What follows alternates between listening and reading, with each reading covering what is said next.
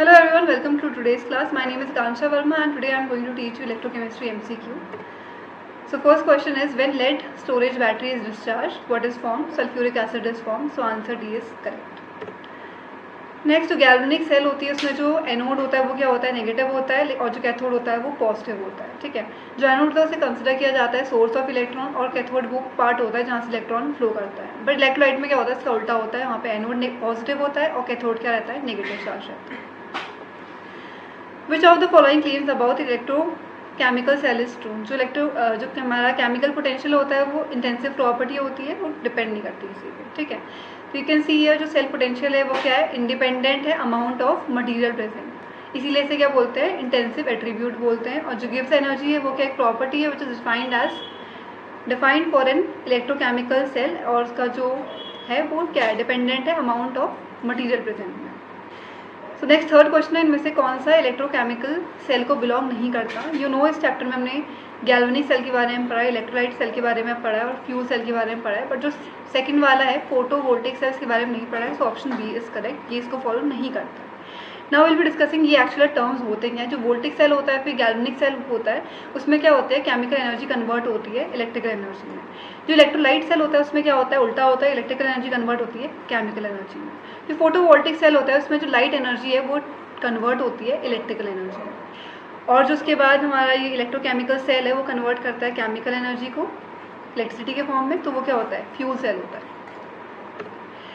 Next one is which of the following assertions about the main cell is correct. ठीक है, जो पहला है वाला ऑप्शन है that is an example of primary cell is a mercury cell, ये क्या है, बिल्कुल सही है. Next one is dry cell में कौन सा इलेक्ट्रोड होता है? सो अमोनियम क्लोराइड होता है. अमोनियम क्लोराइड का फॉर्मूला होता है NH4Cl. In a dry cell, electrolyte is ammonium chloride, which is applied as a moist paste close to zinc anode. और वहाँ पे जो ammonium chloride है is replaced by sodium chloride in some heavy duty dry cells by zinc chloride.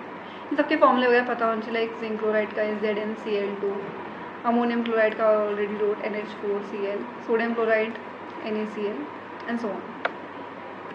The next question है which of the following statement about lead storage battery is correct. ये क्या होती है, सेकेंडरी सेल होती है, chargeable होती है. ठीक है, अच्छा यहाँ पे पूछ रखा है फॉल्स कौन सा है, तो चार्जेबल होती है मतलब सेकेंडरी सेल, तो ऑब्वियसली आता प्राइमरी सेल तो है नहीं, तो फर्स्ट ऑप्शन क्या हो गया, फॉल्स स्टेटमेंट हो गया. नेक्स्ट क्वेश्चन है जो कंडक्टिविटी होती है इलेक्ट्रोलाइट कंडक्टर्स में वो किसी वजह से होती है, मूवमेंट ऑफ आयंस की वजह से. So B option is correct. Next eighth वाला है the process of transmitting electric current through electrolyte solution to decompose is known as. इस प्रोसेस को क्या बोलते हैं, इलेक्ट्रोलिसिस बोलते हैं. इलेक्ट्रोलाइट की हेल्प से ये प्रोसेस टेक प्लेस करती है. नेक्स्ट नाइट्रोजन है, इसमें जो फ्यूल सेल है उसमें क्या होगा, इनमें से कौन सा एज अ फ्यूल यूज़ करते हैं, हाइड्रोजन को यूज़ करते हैं क्योंकि वो इजीली ऑब्टेन हो सकता है और सिंपलेस्ट एलिमेंट रहता है. और जो हाइड्रोजन है वो क्या होता है, पोल्यूटेंट फ्री रहता है, इसीलिए हम उसे फ्यूल सेल में से यूज़ करते हैं.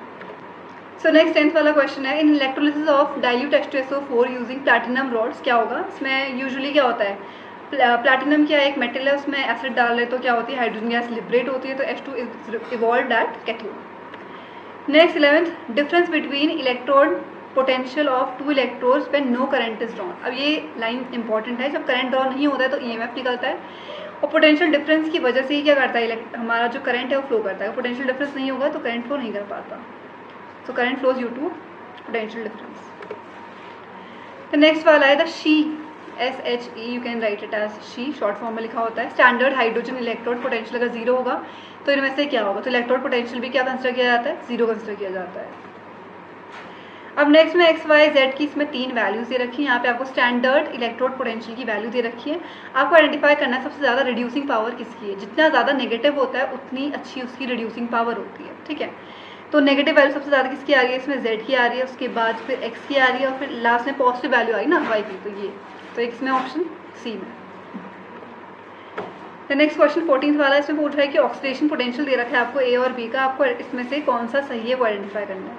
अब जिससे जितना ज़्यादा पोटेंशियल होता है वो इजीली रिप्लेस कर सकता है. As you can see A का पोटेंशियल की वैल्यू ये है, B की वैल्यू ये है, तो A क्या करेगा, B को ईजिली रिप्लेस कर देगा. नेक्स्ट 15 क्वेश्चन है, smuggler could not carry gold by depositing iron on the gold surface since. Gold denser होता है, आयरन रस्ट करता है, ऑब्वियसली बात है आयरन रस्ट करता है, so B is the correct answer.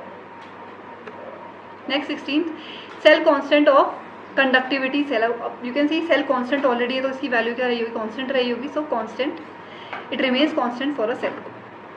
Next है फैराडे लॉ ऑफ इलेक्ट्रोलिसिस. किससे रिलेटेड है ये? किससे रिलेटेड होता है? Equivalent weight of electrolyte. इसमें इलेक्ट्रोलाइट की बात करें जिसमें क्या होता है, आयंस वगैरह मूव करते हैं. तो उस हिसाब से भी अगर आपको तुक्का लगाना है आप लगा सकते हो. नेक्स्ट इसी के बारे में हम पढ़ेंगे. फैराडे का इसमें क्या होता है, दो लॉ होते हैं. जो फर्स्ट लॉ है वो क्या स्टेट करता है, जो मास ऑफ अ सब्सटेंस होता है वो डिपॉजिट होता है इलेक्ट्रोड में, वो डायरेक्टली प्रोपोर्शनल होता है जितना ज़्यादा करंट पास करेंगे. मतलब करंट ज़्यादा पास करेंगे तो ज़्यादा जो मास है वो डिपॉजिट रहेगा. यू कैन सी यहाँ पे मास क्या है, एम मास ऑफ सब्सटेंस है जो कि ग्राम में दे रखा है, और क्यू है अमाउंट ऑफ चार्ज जो कि कूलम में दे रखा है. प्रोपोर्शनैलिटी का साइन अगर रिमूव करोगे तो एक कांस्टेंट आता है. Here that constant is Z. तो जेड क्या है, प्रोपोर्शनैलिटी कांस्टेंट हो गया. ठीक है. फिर नेक्स्ट आ गया फैराडे का सेकंड लॉ होता है. सेकंड लॉ में क्या है, यहाँ पे the mass of substance deposited at electrode on passing a certain amount of charge which is directly proportional to chemical weight. ठीक है. तो यहाँ पे W किसके प्रोपोर्शनल हो गया, E के. E यहाँ पे इक्विवेलेंट वेट है. अगर यहाँ पे प्रोपोर्शनल आ रहा है तो यहाँ पे कांस्टेंट लगेगा. तो W इज इक्वल्स टू मैं K ले रही हूँ यहाँ पे. दैट मीन्स K की वैल्यू क्या हो जाएगी, W अपॉन E हो जाएगी. मैं ऐसे भी लिख सकती हूँ W1 upon E1 is equals to W2 upon E2. ये स्टेटमेंट और जो यहाँ पे नीचे इक्वेशन लिख रखी है वो आइदर वेज क्या है, सेम है, बस क्रॉस मल्टीप्लाई कर रखा है. ठीक है. उसके अलावा अगर इक्विवेलेंट ऑफ वेट आपको निकालना है तो एटॉमिक वेट अपॉन वैलेंसी इसका फॉर्मूला हो जाता है. फिर नेक्स्ट 18th क्वेश्चन है. आई थिंक ये रिपीट हुआ है. लेड स्टोरेज बैटरी डिस्चार्ज कैसे होगी इसमें. इसका आंसर क्या है, सल्फ्यूरिक एसिड इज कंज्यूम्ड. फिर 19th वाला है fuse NaCl on electrolysis gives sodium on cathode. फिर नेक्स्ट है सेकेंडरी सेल कौन है, ये भी अगेन रिपीटेड क्वेश्चन है. मतलब एक्जैक्टली इस लैंग्वेज में नहीं लिखा था बट घुमा फिरा के it is lead storage battery. Okay. So that's it for today's class and I will see you in my next class.